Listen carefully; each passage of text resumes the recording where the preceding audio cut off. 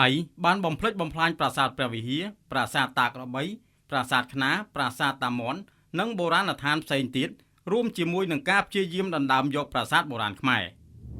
ចំនួនព្រំដែនរវាងកម្ពុជានិងថៃបានធ្វើឲ្យប៉ះពាល់ដល់ការអភិរក្សសម្បត្តិវប្បធម៌ជាតិដោយក្នុងនោះភាគីថៃបានធ្វើឲ្យខូចខាតប្រាសាទព្រះវិហារដែលជាសម្បត្តិបេតិកភណ្ឌពិភពលោកតំបន់ជុំវិញប្រាសាទព្រះវិហារប្រាសាទតាក្របីប្រាសាទខ្នាប្រាសាទតាមាន់និងបុរាណដ្ឋានផ្សេងទៀតនៅតំបន់ព្រំដែន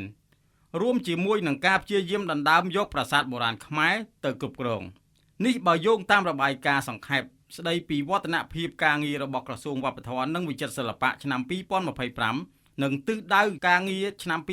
2026អានដោយអេដាមឡុងប៊ុនណាស៊ីរីវ៉ាត់រដ្ឋលេខាធិការនិងជាអនុប្រធានគណៈកម្មការរៀបចំសន្និបាតក្រសួងដែលប្រារព្ធនៅសាលសន្និសីទចតុមុខថ្ងៃទី4កុម្ភៈឆ្នាំ2026ក្រោមអធិបតីភាពលោកជំទាវបណ្ឌិតសភាចារភឿងសក្កណារដ្ឋមន្ត្រីក្រសួងវប្បធម៌និងវិចិត្រសិល្បៈភាពតានតឹងនិងចំនួនព្រំដែនកម្ពុជាថៃក៏បានធ្វើឲ្យប៉ះពាល់ដល់សកម្មភាពជួសជុលនិងអភិរក្សប្រាសាទរួមទាំងទេសចរវប្បធម៌នៅក្នុងរមណីយដ្ឋានប្រាសាទព្រះវិហារនិងប្រាសាទផ្សេងទៀតនៅតាមតំបន់ព្រំដែនផងដែរ